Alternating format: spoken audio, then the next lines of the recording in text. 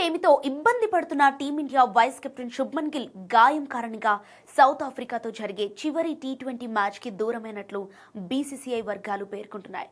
Practice sessions సందర్భంగా గిల్ కాలి బొటనవేలుకి గాయమైనట్లు talk వినిపిస్తోంది. 4వ టీ20 జరిగిన గిల్ మ్యాచ్ ఆడగలిగేవాడు కాదు. 4వ టీ20 నేపథ్యంలో నెట్స్లో బ్యాటింగ్ చేస్తుండగా ఆఖర్లో బంతి బలంగా కాలి బొటనవేలుని తగిలింది. అయితే బాల్ బలంగా తగలటంతో గిల్ నొప్పితో తీవ్రంగా బాధపడ్డాడు. డిసెంబర్ 17న జరగాల్సిన మ్యాచ్లో ఆడటం గిల్కు కష్టమయ్యేది. అతడు అహ్మదాబాద్లో జరిగే ఆఖరి మ్యాచ్లో ఆడటం కూడా అనుమానంగా ఉందని ఓ బీసీసీఐ అధికారి చెప్పుకొచ్చాడు. అలాగే శుభ్మన్ గిల్ మెడ గాయం కారణంగా దక్షిణాఫ్రికాతో టెస్ట్ వన్డే సిరీస్లకు కూడా దూరమైన విషయం తెలిసిందే. అతను 2 రోజులు ఆసుపత్రిలో ఉండాల్సి వచ్చింది. టీ20 సిరీస్ ముందు మళ్లీ ఫిట్నెస్ సాధించి జట్టులో చోటు దక్కించుకున్నాడు. ఇక సంజు జట్టులోకి వస్తాడు అనేలోపే 4వ టీ20 మ్యాచ్ రద్దవటం ఫ్యాన్స్ కు ఇప్పుడు నిరాశను మిగిల్చింది.